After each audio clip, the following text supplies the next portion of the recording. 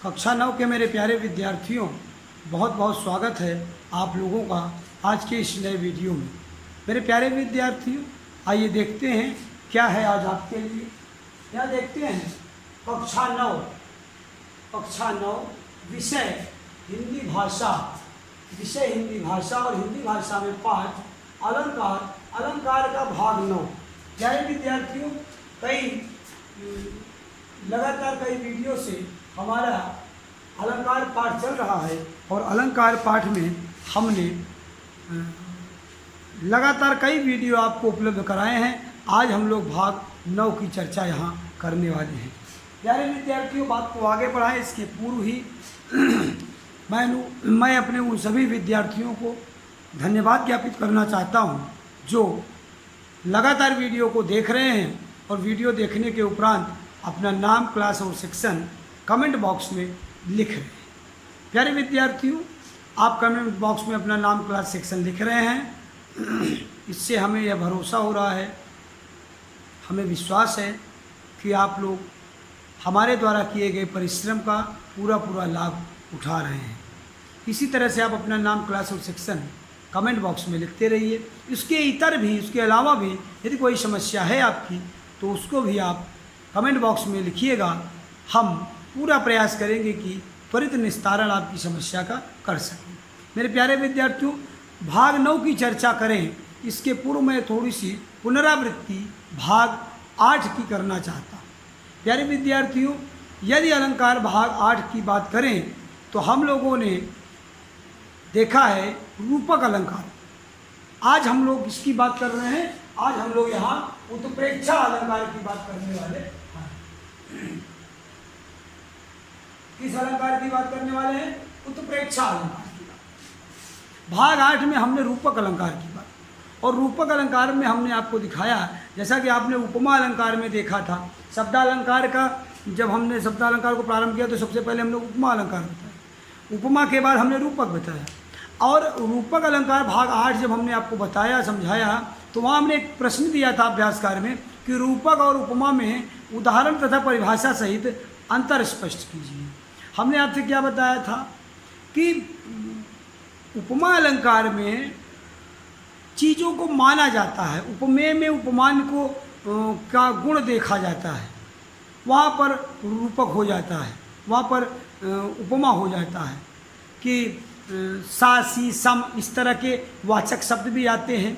उनके द्वारा हम जान जाते हैं कि काव्य पंक्ति में अगर सा, सी, सम शब्द है तो वहाँ उपमा अलंकार हो। रूपक में ऐसा कुछ नहीं होता। रूपक में योजक चिन्ह होता है। अगर काव्य पंक्ति में योजक चिन्ह है तो मैक्सिमम रूपक अलंकार में काव्य पंक्ति में योजक का चिन्ह आएगा। लेकिन चीज़ों को उसके जैसा नहीं माना जाता। उपमेय में उपमान के गुण को नहीं देखा जाता, बल्कि उपमेय में उपमान समाहित हो जाता है, उसी को उसके रूप में जैसे कहेंगे पायो जी मैनो राम रतन धन पायो। राम जैसा रत्न नहीं पाया, राम को ही रत्न पाया है। मैं तो चंद्र खिलौना ले हूँ, तो मैं चंद्रमा जैसा खिलौना नहीं बच्चा मांग रहा है, बच्चा मांग रहा है माँ से चंद्र को ही खिलौना के रूप में मांग रहा है बच्चा। तो ये है रूपक अलंकार की विशेषता। दोनों की बातें आप समझ गए। आशा करता हूँ कि आपने रूपक और उपमा में परिभाषा और उदाहरण से अंतर स्पष्ट कर लिया होगा। प्यारे विद्यार्थियों, बात को आगे बढ़ाते हैं, भाग 9 की बात करते हैं। अब रूपक के बाद यहाँ पर समस्या रूपक में नहीं है, समस्या रूपक में नहीं है कि रूपक और उपमा की तुलना। अब आपको समस्या आ रही है रूपक की नहीं, बल्कि उपमा और उत्प्रेक्षा की में अंतर आपसे पूछा जाएगा कि आप उपमा और उत्प्रेक्षा में अंतर स्पष्ट कीजिए, रूपक या उत्प्रेक्षा में अंतर स्पष्ट कीजिए। उपमा के जैसा ही रूपक है, उपमा से कुछ मिलता जुलता है रूपक। वहाँ पर सा, सी, सम, सो जैसा आदि शब्द आता था वाचक शब्द काव्य पंक्ति में, यहाँ उत्प्रेक्षा अलंकार में बदल जाएगा। यहाँ आ जाएगा मनु मानहु जन जानो मनो जनहु, इस तरह के वाचक शब्द आएंगे। आइए देखते हैं परिभाषा और उदाहरण के साथ कि उत्प्रेक्षा अलंकार हमें क्या कहता है। मेरे प्यारे विद्यार्थियों, कहते हैं कि जहाँ उपमेय में उपमान की संभावना, अथवा कह रहे हैं कि जहाँ, देखिए कह रहे हैं जहाँ उपमेय में में उपमान की संभावना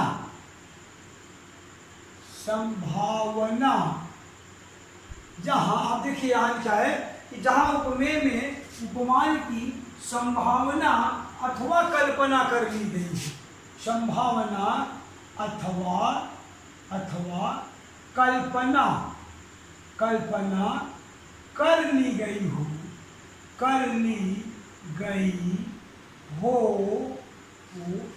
वहाँ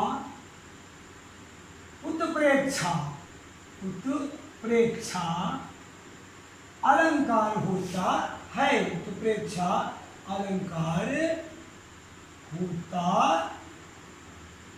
है। मेरे प्यारे विद्यार्थियों, बात को समझने की कोशिश कीजिए।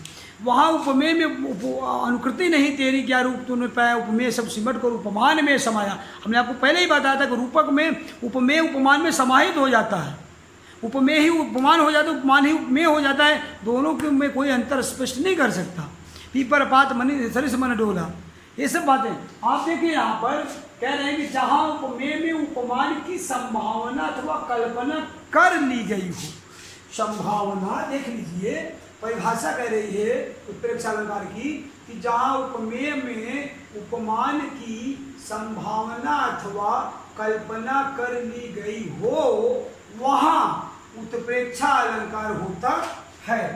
अब ध्यान दीजिए, कुछ उदाहरण के माध्यम से हम और स्पष्ट इसको करना चाहेंगे और यहाँ पर कुछ और भी देखेंगे कि कह रहे हैं इसके बोधक शब्द मनोमान। क्या कह रहे हैं कि इसके, यहाँ इंपॉर्टेंट पॉइंट है, इसके माने किसके, उत्प्रेक्षा अलंकार की, इसके बोधक शब्द, बोधक माने बोध कराने वाले, ज्ञान कराने वाले, जानकारी देने वाले। बोधक का मतलब होता है ज्ञान कराने वाले, जानकारी देने वाले या बोध कराने वाले। बोधक शब्द, इसके बोधक शब्द यहाँ पर देखिए, यहाँ है मनो कौमा मान, मनो कौमा मानो, मन मनहु जान, मन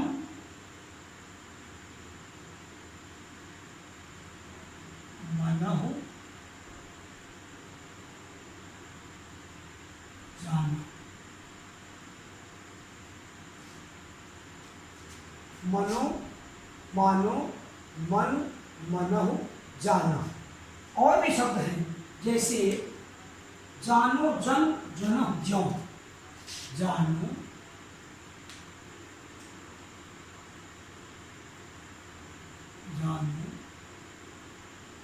जन जनह ज्यों। अब प्यारे विद्यार्थियों, ये सब शब्द जो हैं आप कह सकते हैं आदि, ये हैं उत्प्रेक्षा। जैसे रूपक में सा सी सम सो इस तरह के शब्दों को पहचान थी कि जहाँ काव्य पंक्ति में इस तरह के शब्द आएंगे वहाँ उपमा अलंकार होगा।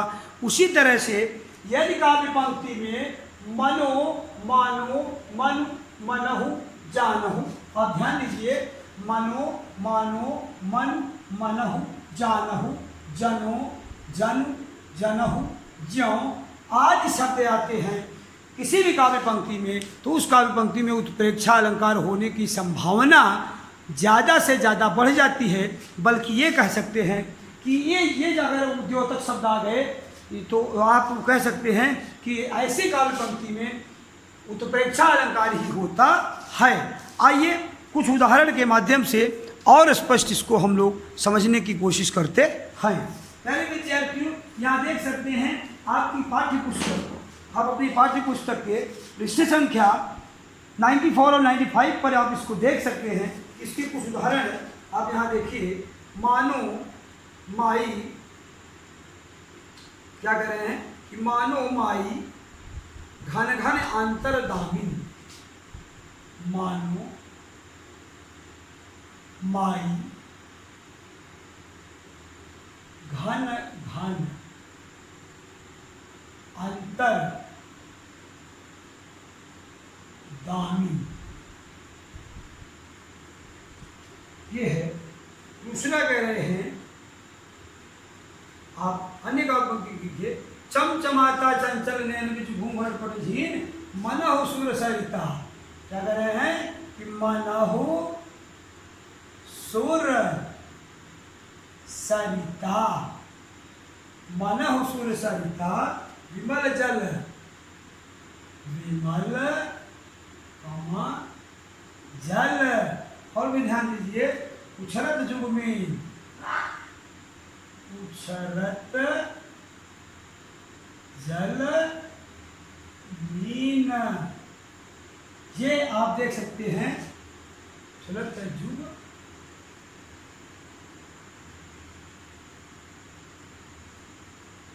उछरत जुग मीन। आगे कह रहे सोहत ओढ़े पीठ पर, बहुत ही प्रसिद्ध उत्प्रेक्षा अलंकार की बहुत ही प्रसिद्ध काव्य पंक्ति में आपको अपनों को बताने चल रहा हूँ। बहुत बार पूछा गया है एग्जामिनेशन में, आपकी परीक्षाओं में, वार्षिक परीक्षाओं में, बोर्ड के एग्जामिनेशन में कई बार ये काव्य पंक्ति पूछी गई है। आइए देखते हैं ऐसी महत्वपूर्ण काव्य पंक्ति कौन सी है। कह रहे हैं सोहत ओढ़े पीठ, सोहत ओढ़े ओढ़े पीत पट, सोहत ओढ़े पीत पट, श्याम सलोने गा, श्याम सलोने गात, श्याम सलोने गात। मनहु नीलमणि शैल पर, मनहु नील मन शैल पर, शैल पर, आतप पर्यो प्रभाव, आतप पर्यो प्रभाव, आतप पर्यो प्रभाव। ये आप यहाँ, ये बहुत ही उत्प्रेक्षा अलंकार की सबसे प्रसिद्ध काव्य पंक्तियों में से एक है। यहाँ पर देखिए तीसरा उदाहरण। चौथे को देखिए, उस काल मानो क्रोध से, उस काल मानो क्रोध से तन कांपने उसका लगा। कह रहे हैं उस काल मानो क्रोध से तन कांपने उसका लगा,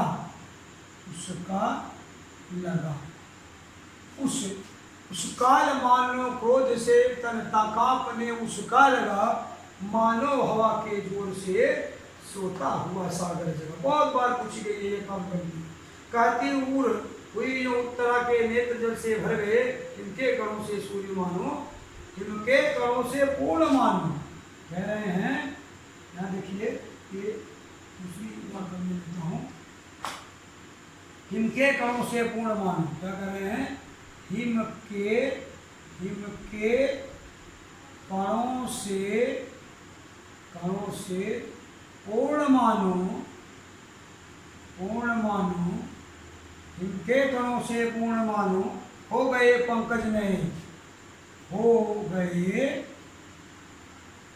पंकज नए। पंकज माने क्या होता है, कमल होता है, पंकज माने कमल होता है।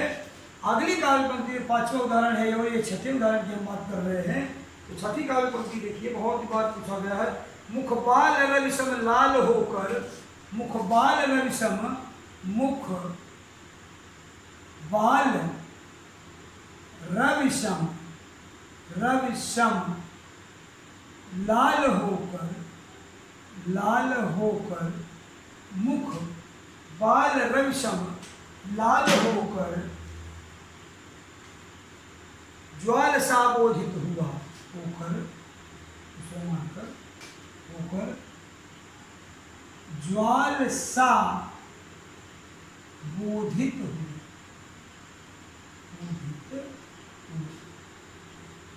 ये आप देख सकते हैं। अगली काव्य पंक्ति देख सकते हैं, कि पाहुन जो आए हो गांव में शहर के, क्या कह रहे हैं, पाहुन जो आए हो गांव में शहर की, ये कहावत होती है। लेकिन एक बात आपको तेरे बच्चों ध्यान देना है। ध्यान क्या देना है आपको, इस बात का आप ध्यान रखेंगे कि ये जो अभी उदाहरण हमने आपको बताया, ये वाला लास्ट वाला, पाहुन जो आए हो गांव में शहर के, इस उदाहरण पर आप ध्यान दीजिएगा। ये एग्जाम्पल प्यारे विद्यार्थियों आपका, यहाँ पर हम लोग गृह कार्य की बात करेंगे। आपका गृह कार्य है, देख सकते हैं यहाँ, हम लोग पढ़ने के बाद गृह कार्य की बात करेंगे। प्यारे विद्यार्थियों आप समझने की कोशिश करिए, ये जो यहाँ पर आपको लिखा है पाहुन जो आए हो गांव में शहर के, यह उदाहरण मानवीकरण अलंकार का भी है। हम बाद में आपको बताएंगे किस तरह से यहाँ का पंक्ति में मानवीकरण अलंकार है। लेकिन प्यारे विद्यार्थियों, पाहुन जो आए हो गांव में शहर के, जो शब्द के कारण, जो किस शब्द के कारण, जो शब्द के कारण, इसी जो शब्द के कारण यहाँ पर उत्प्रेक्षा अलंकार हो गया। आगे मानव शब्द के कारण यहाँ पर उत्प्रेक्षा हो गया। हाँ, ये शब्द के कारण उत्प्रेक्षा अलंकार हो गया। यहाँ पर आप देख सकते हैं मानव शब्द के कारण उत्प्रेक्षा अलंकार हो गया।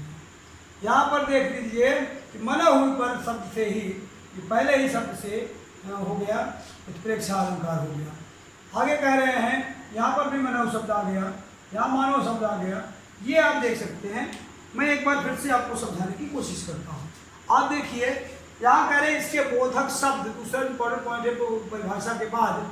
परिभाषा में क्या था कि जहाँ उपमेय में उपमान की संभावना अथवा कल्पना कर ली गई हो वहाँ उत्प्रेक्षा अलंकार होता है। इसके बोधक शब्द हैं मनो, मानो, मन, मनहु, जानहु, जनो, जन, जनहु, ज्यों आदि। ये शब्द अगर आ रहे हैं काव्य पंक्ति में, तो उस काव्य पंक्ति में अलंकार आप मान के चलिए उत्प्रेक्षा अलंकार ही होगा। पहला उदाहरण है कि मानो माई घन घन यंत्र दामी, तो यह क्या हो गया, मानव शब्द के कारण यहाँ पर उत्प्रेक्षा। कह रहे हैं कि मनहु सुर सरिता विमल जल उछरत जुगनी, मनहु सुर सरिता विमल जल उछरत जुगनी। ये जल में जैसे मछलियाँ उछल रही है, मनहु सुर सरिता, उसी तरह से ये सुर सरिता, सरिता माने नदी होता है, सुर माने देवताओं की जो सरिता है, अर्थात गंगा नदी की बात कर रहे हैं। तो देवताओं की नदी कहा जाता है गंगा को। सोहद ओढ़े पीत पट श्याम सलोने गात, मनहु नील मणि शैल पर आतप पर्यो प्रभात। आप समझिए कि इस काव्य पंक्ति, ये बहुत ही फेमस काव्य पंक्ति है। यहाँ पर सोहत ओढ़े पीत पट श्याम सलोने गात, जब उत्प्रेक्षा अलंकार बच्चे पढ़ते हैं तो ये उदाहरण जरूर पढ़ाया जाता है। ये मतलब उत्प्रेक्षा अलंकार का सबसे लोकप्रिय दोहा आप कह सकते हैं, या लोकप्रिय काव्य पंक्ति है। इसको आप ध्यान रखें। और अब तो बच्चों को जो अभ्यास करते करते इतना ज़्यादा उनको तैयार हो जाता है मेरे प्यारे बच्चों, कि जब सोहद ओढ़े पीत पट इतना ही बोलते हैं, 1/4 ही बोलते हैं, तब तक बच्चे कहते हैं सारे ये यहाँ पर उत्प्रेक्षा अलंकार होगा। बहुत सारे बच्चों को हमने देखा है क्लास में मेरे प्यारे विद्यार्थियों। और ये आपको ऑनलाइन क्लास है तो क्या हुआ, आप इसी तरह की तैयारी रखिएगा। कोई पूछता है कि सोहद ओढ़े पीत पट श्याम सलोने गात, मनहु नील पल शैल पर आतप पर्यो प्रभात, आप तुरंत बताएंगे उत्प्रेक्षा अलंकार है। आगे देखिए, उस काल मानो क्रोध के से तनकापने उसको लगा, तो उसका शरीर जो है अच्छा लगता है, क्रोध से कांपने लगा। हिम के कणों से पूर्ण मानो हो गए पंकज में, हिम के कणों से पूर्ण मानो, मतलब ये कमल खिला हुआ था और मानो ऐसा हुआ कि बर्फ का कण उनके कमल के दलों पर, पत्तों पर पड़ गया, तो ऐसा लगा जैसे पंकज अब पूरा हो गया, कमल पूरे हो गए। मुखबाल रेशम पर लाल होकर ज्वाल साफ हुआ, या आपकी बोले जैसा लग रहा था, किसका, बच्चे का चेहरा लाल होकर ऐसा लग रहा था। मुखबाल रवि सम, रवि माने समाने समान है की तरह। फिर कह रहे हैं पाहुन, पाहुन जब आए हो गाँव में, सर पाहुन माने होता है दामाद, यहाँ पाहुन शब्द है। ये पाहुन जब आए हो गाँव में, सर पूरी की पूरी एक कविता प्यारे विद्यार्थियों मानवीकरण अलंकार पर डिपेंड है। इसका पंक्ति मानवीकरण अलंकार भी खोजेंगे तो मिलेगा। लिहाजा यहाँ पर हम लोग इसको उत्प्रेक्षा अलंकार का उदाहरण सीधे माने क्योंकि जो शब्द लगा हुआ है। आइए होमवर्क में ध्यान देते हैं। होमवर्क क्या है? पहला होमवर्क आपका कहता है कि उत्प्रेक्षा, बोले उत्प्रेक्षा। पहला होमवर्क देखिए, उत्प्रेक्षा अलंकार की परिभाषा उदाहरण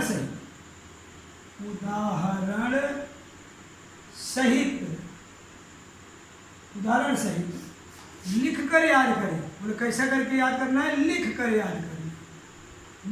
याद करें। दूसरा आपका जो होमवर्क है वो क्या कहता है? दूसरा होमवर्क कहता है कि उत्प्रेक्षा अलंकार के 5, ज़्यादा नहीं, 5 अन्य उदाहरण लिख कर अभ्यास करें। क्या करें?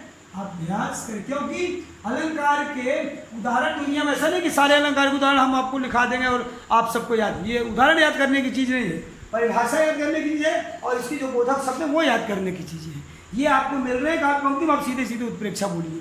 तीसरा देखिए होमवर्क क्या कहता है। तीसरा होमवर्क कह रहा है कि उत्प्रेक्षा और उपमा अलंकार में परिभाषा तथा उदाहरण सहित अंतर स्पष्ट कीजिए। बोले अंतर स्पष्ट कीजिए, अंतर स्पष्ट कीजिए। मेरे प्यारे विद्यार्थियों, ये है आपका आज का होमवर्क। और इस तरह से प्यारे विद्यार्थियों, मैं आशा करता हूँ कि आप लोगों को ये उत्प्रेक्षा अलंकार पूरा समझ में आ गया होगा।